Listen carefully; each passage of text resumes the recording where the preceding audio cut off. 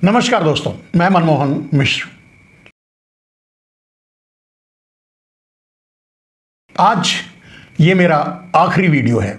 मेरे दोस्त, आखिरी का मतलब खास करके राम मंदिर घोटाले को लेकर के, राम मंदिर में हुई डकैती को लेकर के, राम मंदिर में हुई चोरी को लेकर के, राम मंदिर या फिर धर्म के नाम पर पूरे देश में मची हुई लूट के नाम पर, ये मेरा इस विषय पर मेरा ये आखिरी वीडियो है। मेरा अगला वीडियो इस विषय पर, धर्म के विषय पर, राम मंदिर के विषय पर तब आएगा जब मोहन भागवत, आरएसएस पर पूर्ण प्रतिबंध भारत में लग चुका होगा। मोहन भागवत जेल में होंगे और नरेंद्र मोदी इस्तीफा देकर के यात्रा पर होंगे। कहां, ये आप खुद अंदाजा लगा लीजिए। उसके बाद इस विषय पर, धर्म के विषय पर और खास करके राम मंदिर के विषय पर और खास करके भारत में हो रहे धर्म के नाम पर, सनातन के नाम पर, हिंदुत्व के नाम पर लूट को लेकर के कोई वीडियो नहीं बनाएंगे। अब इस आखिरी वीडियो में मैं आपको क्या बताना चाहता हूं, एक विस्फोटक खुलासा। पहली बात तो इन दोनों का, क्योंकि पूरे देश में एक जनाक्रोश बढ़ रहा है और यह जनाक्रोश अब आम आदमी से हट करके साधु संतों में भी बढ़ने लगा है, दूसरे छोटे संगठनों में भी बढ़ने लगा है। दूसरे छोटे संगठन, साधु संत या दूसरे बड़े संगठन, बड़े महंत या जो भी हैं, उनमें भी अब यह आक्रोश पनपने लगा है। वो भी अब विरोध पर उतर आए हैं। वो भी अब मोहन भागवत के चल रहे पूरे देश में लूट कांड को रोकना चाहते हैं, उंगली उठाते हैं या सवाल खड़े करते हैं या चाहते हैं कि आरएसएस पर प्रतिबंध लगे।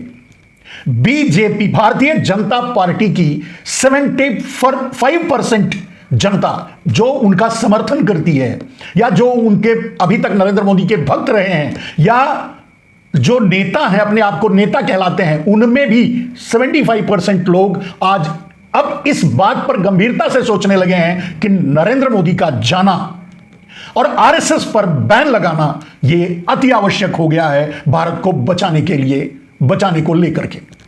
मेरे दोस्त, अब जो परिस्थितियां बन रही हैं वो आप देख रहे हैं।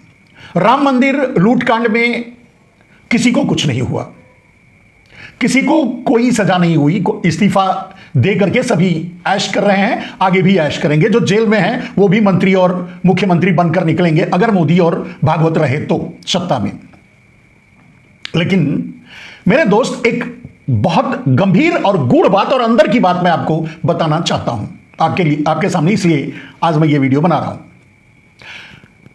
राम मंदिर कांड बाहर आया है तो उसे लाने वाले भी यही लोग हैं जो उस चोरी में शामिल हैं।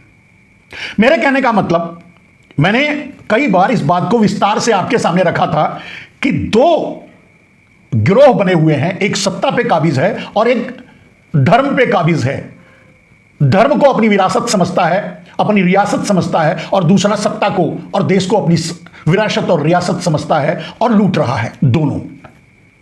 लेकिन आप जानते हैं, जहां अर्थ होता है वहां टकराव भी होता है, जहां धन होता है वहां बंटवारे में, हिस्सेदारी में टकराव होना तय है। यहां वही हुआ है। मेरे दोस्त, पूरे देश से आरएसएस धर्म के नाम पे जो लूट रहा है, दक्षिणा की उगाही कर रहा है, या जो उसके पास पैसे आ रहे हैं उससे हट करके वो नरेंद्र मोदी की सत्ता यानी सरकार में भी अपनी दखलंदाजी चाहता है और वो भी हिस्सेदारी ले रहा था जो नरेंद्र मोदी को पसंद नहीं था। इसको समझिए मेरे दोस्त। मैंने कई बार यह बताया है कि भारत में जितने भी भारतीय जनता पार्टी के प्रदेशों में मुख्यमंत्री हैं, उनकी अपनी कोई औकात नहीं, वो कुछ नहीं करते। वहां एक हर प्रदेशों में एक आरएसएस का एजेंट होता है जो उगाही का काम करता है, किसी का काम करवाने के नाम पे उगाही करता है। हालांकि जो पैसे आते हैं वो तीनों की हिस्सेदारी में बराबर जाते हैं, लेकिन यह बात पूरे देश में चल रहा था और अभी भी चल रहा है। और यही बात गुजरात लॉबी को पसंद नहीं है, यही बात गुजरात लॉबी नहीं चाहता। मोहन भागवत चाहते हैं कि वो सर्वोपरि रहें, सत्ता में भी दखलंदाजी उनकी रहे। यानी आरएसएस चाहता है कि सत्ता में दखलंदाजी उनकी रहे, सत्ता में जो लूट हो उसकी उस मलाई में हिस्सेदारी उनकी रहे, लूट का सारा पावर और लूट का सारा श्रेय उनको मिले। या उनके कहने का अर्थ यह है कि जो लूट का माल हो, जो लोगों को लूटा जाए, जो हिस्सेदारी मिले, किसी का काम करवाने के बहाने, किसी की कंपनी पर भिजवाने के बहाने, किसी का, आप इसे छोटी छोटी बातों पर नहीं जाते, आप समझ लीजिए, किसी को ठेकेदारी देनी है, किसी का सड़क ठेका। और इस बात को कई बार आप सुन चुके हैं, जम्मू कश्मीर का मामला जो आया था कि 200 करोड़ देना चाहते थे, हमने नहीं लिया सतपाल मलिक के द्वारा। खैर, उन सब बातों को नहीं जाते हैं। बात यह है कि आरएसएस भारत में नरेंद्र मोदी के विरासत में, नरेंद्र मोदी के हिस्सेदारी में, नरेंद्र मोदी जहां लूटते हैं उसमें हाथ डाल करके हिस्सेदारी ले रहा था, लूट रहा था। यह नरेंद्र मोदी को पसंद नहीं था। दूसरी बात, नरेंद्र मोदी पूरी तरह से धर्म और सांप्रदायिक रूप से या सनातन के नाम पर या हिंदुत्व के नाम पर जो लूट आरएसएस कर रही थी, उसमें भी नरेंद्र मोदी हिस्सेदारी चाहते थे। आप समझ गए? नरेंद्र मोदी चाहते थे कि जो आरएसएस के एजेंट सारे देश में बेनामी मुख्यमंत्री के रूप में काम कर रहे हैं, सुपर मुख्यमंत्री के रूप में काम कर रहे हैं, मुख्यमंत्री जो नहीं करता या कर सकता वो जो काम करवा रहे हैं आम जनता का, आम जनता छोड़िए, नेताओं का या भ्रष्टाचारियों का या दुराचारियों का, व्यभिचारियों का या उद्योगपतियों का, वो नरेंद्र मोदी नहीं चाहते थे। वो चाहते थे कि इनको हटाया जाए, पूरी विरासत और पूरी रियासत उन्हें मिले, पूरा लूट का माल उन्हें मिले, यानी नरेंद्र मोदी को मिले। ये चाहते थे नरेंद्र मोदी। यहां मोहन भागवत चाहते थे कि उन्हें धर्म के नाम पर जो लूट हो रही है उससे बहुत कम पैसे आ रहे हैं, तो उन्हें राजनीति में के लूट में भी हिस्सेदारी चाहिए। लेकिन राम मंदिर एक अलग मसला उलझा बन गया। राम मंदिर जब बना तो सारा श्रेय नरेंद्र मोदी ने लिए, वो राजनीतिक रूप से कोई फर्क नहीं पड़ता, वो आरएसएस भी चाहती थी। लेकिन आरएसएस ने नरेंद्र मोदी का एक एजेंट वहां पहले से तैनात था, नृपेंद्र मिश्र, जो लूट की हिस्सेदारी या भागीदारी को तय करता था और नरेंद्र मोदी तक पहुंचाता था। लूट यही दोनों का है। आप अंदाजा लगा सकते हैं, टिन्नू यादव, मिन्नू यादव, गिन्नू यादव, 2 लाख 5 लाख का जिनके पकड़े गए हैं, लूट यहां नहीं हुई, लूट तो हजारों करोड़ की हुई है और हजारों करोड़ खपाने की उनकी औकात नहीं है। हजारों करोड़ मोदी और भागवत तक पहुंचाए गए हैं, यानी सत्ता और धर्म संसद तक पहुंचाए गए हैं, यानी मोहन भागवत और नरेंद्र मोदी तक पहुंचाए गए हैं। अब यहीं से गड़बड़ शुरू हो गई। नरेंद्र मोदी चाहते थे कि उन्होंने ट्रस्ट भी इसी तरह का बनाया कि उनका कब्जा रहे, नृपेंद्र मिश्र को वहां लगाया और जब तक राम मंदिर बनता रहा जो भी लूट का माल आया वो सब नरेंद्र मोदी तक पहुंचा। लेकिन उसके बाद सबके सब आरएसएस के कब्जे में आ गया, क्योंकि वहां आरएसएस के लोगों को लगा दिया गया। नरेंद्र मोदी की हिस्सेदारी धीरे धीरे, दखलंदाजी और हिस्सेदारी धीरे धीरे कम होती गई। लेकिन सत्ता के पावर की जरूरत तो आरएसएस को लूटने खसोटने में चाहिए, तो इसके लिए ये कुछ नहीं बोल पा रहे थे। दूसरा, धार्मिक रूप से जो लूट हो रहा था या पूरे देश में जो लूट मचा हुआ है धार्मिक संस्थानों से, आपने देखा कि अब धीरे धीरे हर जगह, हर मंदिर से, जो उत्तर भारत में जो इनके कब्जे में है आरएसएस, दक्षिण भारत में ये कुछ नहीं कर सकते, इनका कोई बोलबाल नहीं है, इनका कोई गोलमाल नहीं है, इनकी कोई पहुंच नहीं, इनकी कोई लूट नहीं है। यह बात उड़ीसा तक सुरक्षित था, लेकिन अब उड़ीसा भी उनके हाथ में चला गया है, जहां उन्होंने लूट शुरू कर दी है आरएसएस के जरिए। तो आरएसएस के जरिए जो लूट हो रही थी उसमें भागीदारी नरेंद्र मोदी को चाहिए थी, और सत्ता में जो लूट हो रही थी उसमें आरएसएस भागीदारी ले रहा था पहले से। अब यहां पैसे को लेकर के, धन को लेकर के, बंटवारे को लेकर के, लूट के माल को लेकर ही दोनों में बिगाड़ शुरू हुआ, फाड़ शुरू हुआ, टकराव शुरू हुआ। मोहन भागवत और नरेंद्र मोदी, यानी मोहन भागवत की विरासत धर्म संसद या सत्ता संसद नरेंद्र मोदी की विरासत में टकराव शुरू हो गया। मेरे दोस्त, नरेंद्र मोदी की लूट की व्यवस्था को आगे बढ़ने नहीं देना चाहते थे मोहन भागवत। मोहन भागवत मोदी को भी हटाना चाहते थे। यहां मोदी से मतलब गुजरात लॉबी। मेरे दोस्त, लेकिन नरेंद्र मोदी किसी की सुनने वाले हैं नहीं। लूट, यहां आरएसएस अंदरूनी तरीके से नरेंद्र मोदी से हिसाब भी मांग रही थी कि जो काला धन आपने विदेशों में हिस्सेदारी बंटवा के ली, उसमें उसे बहुत कम हिस्सेदारी दी और उसे गुजरात लॉबी और गुजराती चोरों को सौंपा, यानी अडानी और अंबानी को सौंपा और दिया। यह बात आरएसएस को खटक रही थी, मोहन भागवत को खटक रही थी। गाहे बगाहे वो सवाल उठाते थे। इधर नरेंद्र मोदी सत्ता पर काबिज थे और धर्म पर भी पूरी तरह से अपना कब्जा चाहते थे, जो मोहन भागवत नहीं होने देना चाहते थे। अब आप सोच रहे होंगे ये विस्तार से मैं क्यों बता रहा हूं मेरे दोस्त। आज आपको यह पता चला है कि राम मंदिर में लूट हो रही है मेरे दोस्त। हर छोटे बड़े मंदिर, हर छोटे बड़े संस्थान, चाहे वो शिक्षण संस्थान, सेवा संस्थान, जहां भी हो, इनके हर छोटे बड़े संस्थानों में लूट मची हुई है और लूट का माल इनको दक्षिणा के रूप में नागपुर पहुंचाया जाता है। अब टकराव यहीं से शुरू होती है। विस्तार से इसलिए बताया कि दोनों एक दूसरे पर उंगली उठाने लगे। मोहन भागवत सवाल करने लगे। नरेंद्र मोदी को पहले भेजना चाहते थे, नरेंद्र मोदी गए नहीं, उनकी सुने नहीं तो मौन हो गए। नरेंद्र मोदी मोहन भागवत को धमकी देना शुरू कर दिए कि मैं आरएसएस पर ही बैन लगा दूंगा। फिर मोहन भागवत मौन हो गए।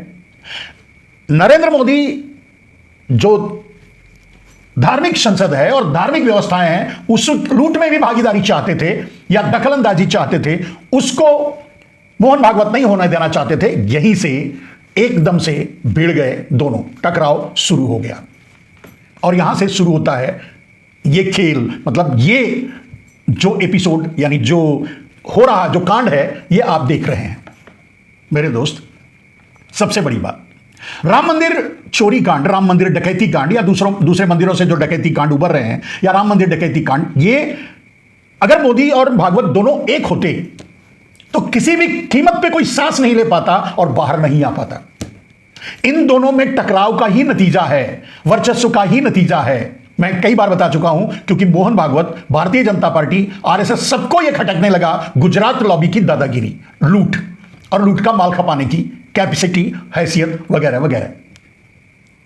यहीं से दोनों में आमने सामने की भिड़ंत हो गई।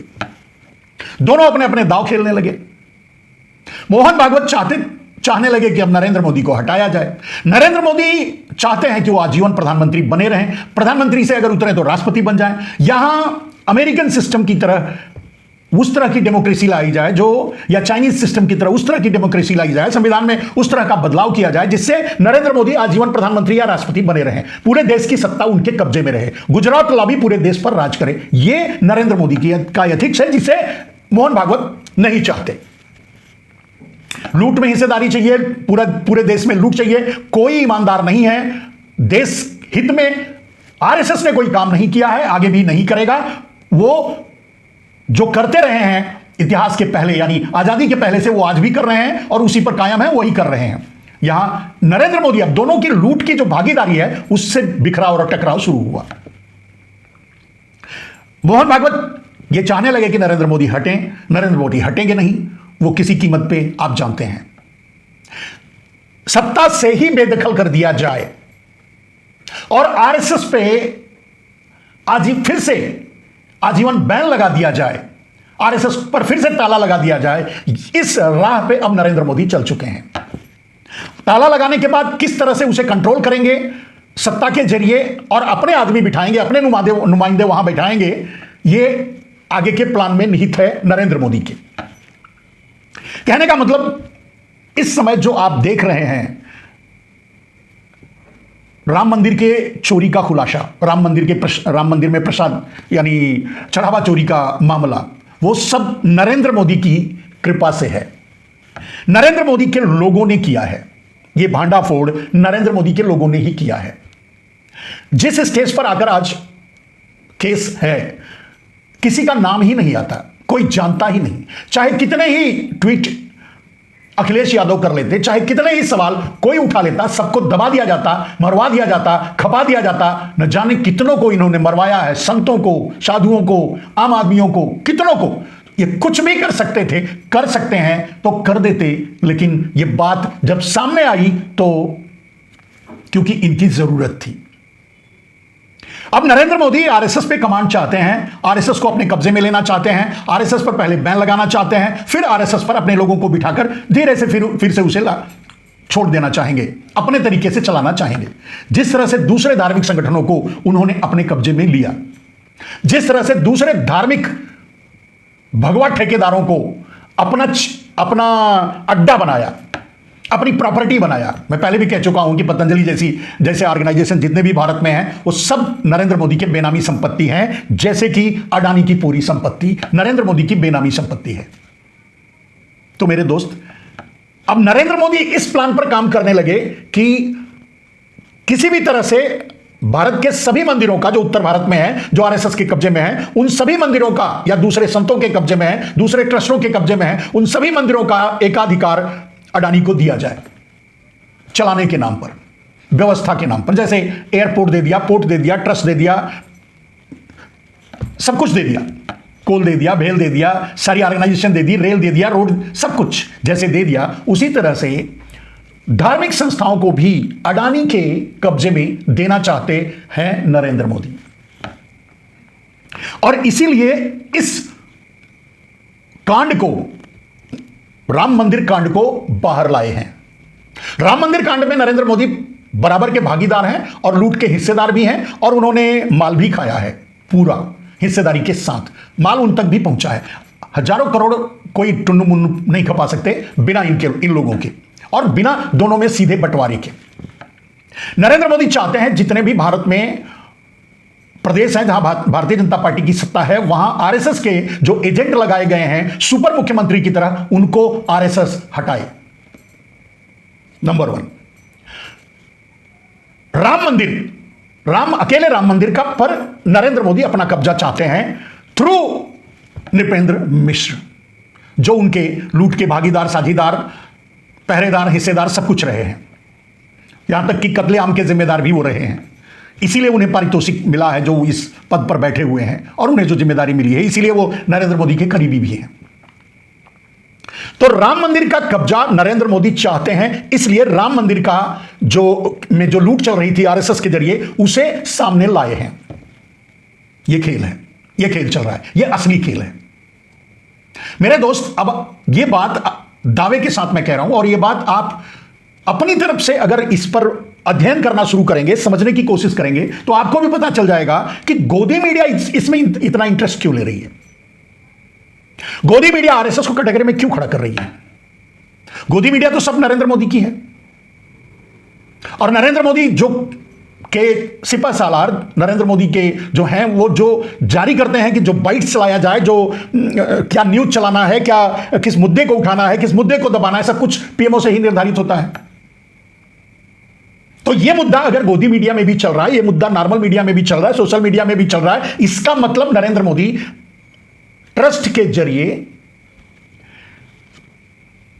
नृपेंद्र मिश्र के जरिए राम मंदिर पर कब्जा चाहते हैं। और शर्त उनकी यही है कि सारे मंदिरों में जो लूट मची है, पूरे देश में जो तुम लूट रहे हो, वो मैं छोड़ सकता हूं, लेकिन राम मंदिर पर मेरा कब्जा रहेगा। यहां से टकराव है। राम मंदिर आरएसएस छोड़ना नहीं चाहता, क्योंकि राम मंदिर ही मसला नहीं है। नरेंद्र मोदी अब उस स्टेज पर आ चुके हैं कि वो आरएसएस, जो कि उनकी मदर संगठन है, फादर संगठन है, जिसके जरिए वो इस सत्ता में यहां तक पहुंचे हैं, उसको भी बर्बाद और अपने कब्जे में करना चाहते हैं, अपने नीचे लेना चाहते हैं। यानी आरएसएस समझता है कि नरेंद्र मोदी उनके भेजे हुए केंद्र में प्रधानमंत्री बनकर बैठे हैं। नरेंद्र मोदी यह बताना चाहते हैं कि आरएसएस भी मेरी मेहरबानी से चलेगा, चलता रहेगा, और चल सकता है। जिस दिन मैं चाहूंगा आरएसएस को खत्म कर दूंगा। यह दोनों की आपस की लड़ाई है मेरे दोस्त, इसका फैसला कुछ भी नहीं होगा। नरेंद्र मोदी संविधान में बदलाव करके खुद को आजीवन राष्ट्रपति या प्रधानमंत्री बनाने से रहे, ऐसा वो नहीं कर पाएंगे, क्योंकि देश अब समझ चुका है और अब जाग चुका है। मोहन भागवत की लूट भी अब जारी नहीं रहेगी। मोहन भागवत का विरोध, धर्म जिस क्षेत्र में वो लूट रहे थे, वहां से भी उठना शुरू हो गया है। यानी नरेंद्र मोदी ने जो तीर छोड़ा, अब वो पूरी तरह से आरएसएस पर लग चुका है। धर्म के क्षेत्र में भी एक बहुत बड़ा विरोध पैदा हो गया है जो आरएसएस के मुकाबले बोलना चाहता है, खड़ा होना चाहता है, लगाम लगाना चाहता है। और यही नरेंद्र मोदी चाहते हैं, आरएसएस पर भी कब्जा करना, आरएसएस को पर बैन लगाना और आरएसएस को फिर अपने तरीके से चलाना। यह नरेंद्र मोदी की ख्वाहिश है। मोहन भागवत के बस में अब रहा नहीं कि वो नरेंद्र मोदी को उतार सकें सत्ता से। मेरे दोस्त, मैंने कहा है कि ये दोनों साथ में ही जाएंगे, क्योंकि इन दोनों के आपस की लड़ाई और जो जंग शुरू हुई है, इसका फायदा राजनीति में राहुल गांधी उठाएंगे। और धर्म संसद में, धर्म में जो उथल पुथल मचा है, वहां जो विपक्ष पैदा हुआ है, उसमें फिर से सत्ता उन मठाधीशों के पास जाएगी, उन शंकराचार्यों के पास जाएगी जिनके पास वास्तव में धार्मिक फैसलों को होना चाहिए। यह स्थिति बनेगी इसके बाद। इनकी मंशा, मोहन भागवत की मंशा है नरेंद्र मोदी को हटाया जाए। नरेंद्र मोदी की मंशा है भले ही आरएसएस पर बैन लगाना पड़े, लेकिन वो आजीवन प्रधानमंत्री या राष्ट्रपति बने रहें, सत्ता से ना हटें, क्योंकि उन्हें पता है कि जैसे ही सत्ता से हटेंगे उनकी यात्रा कहां शुरू होगी और उन्हें कहां जाना पड़ेगा। या तो देश छोड़ना पड़ेगा या तो जेल जाना पड़ेगा। इतना पाप तो नरेंद्र मोदी कर ही चुके हैं और ये नरेंद्र मोदी अच्छी तरह जानते हैं। मेरे दोस्त, अब इस लड़ाई का परिणाम चाहे जो भी हो, थोड़ा बहुत मैं आश्वस्त अब हुआ हूं। इसीलिए मैंने कहा कि ये मेरा आज ये वीडियो आखिरी वीडियो है धर्म के नाम पर, राम मंदिर के नाम पर, इन लोगों के विषय को लेकर के। राजनीतिक विषय की चर्चा हम करते रहेंगे आगे, लेकिन ये मेरा वीडियो आखिरी वीडियो है। अब देखना यह है कि नरेंद्र मोदी को हटाने में मोहन भागवत सफल हो जाते हैं या नरेंद्र मोदी मोहन भागवत और आरएसएस को मिटाने में सफल हो जाते हैं और राम मंदिर सहित बाकी सारे मंदिरों को जो आरएसएस जैसे लोगों के कब्जे में है या संतों के कब्जे में है, उनके पास है, वो अडानी को दे पाते हैं। मेरे कहने का मतलब पूरे देश का जो बिजनेस, व्यापार, सेना, सब कुछ, इंफ्रास्ट्रक्चर, सब कुछ अडानी को दे दिया, तो नरेंद्र मोदी अब चाहते हैं धार्मिक स्थल भी सब अडानी को दे दिए जाएं। उसके आसपास की जमीनें, वहां का व्यापार सब अडानी के कब्जे में है। अयोध्या को भी ले लें तो यही मिलेगा, लेकिन अब मंदिर पर भी कब्जा अडानी का दिलवाना चाहते हैं नरेंद्र मोदी। अब इन दोनों की लड़ाई में मुझे उम्मीद बनी है और मैं इसे पुरुषोत्तम भगवान राम की ही कृपा मानता हूं कि उन्होंने इन दोनों को आपस में भिड़ाया है, इन दोनों को आमने सामने किया है। दो लुटेरों को उनके लिए जो चढ़ावा आता था, उसमें जो ये लूट मचा रखे थे, हिस्सेदारी लेते थे, शायद भगवान राम को भी रहा नहीं गया। इसलिए उन्होंने इनकी बुद्धि में बैठ करके, इनके दिमाग में बैठ करके इन दोनों को आमने सामने खड़ा किया है। और शायद ये जो परिस्थितियां बनी हैं, इससे देश बच जाए, देश में सत्ता परिवर्तन भी हो जाए और देश में देश की रक्षा, देश के संविधान की रक्षा, देश के लोकतंत्र की रक्षा जो आज खतरे में है, वो भी बच जाए। इधर धर्म, हिंदुत्व, सनातन पर जो खतरा आरएसएस के रूप में मंडरा रहा है, उससे देश का सनातन, हिंदू धर्म सब कुछ बच जाए। और मेरी यही प्रार्थना ईश्वर से है कि ईश्वर इन लोगों की सद्बुद्धि इसी तरह से कायम रखे और भारत को इन लुटेरों से मुक्त कराए।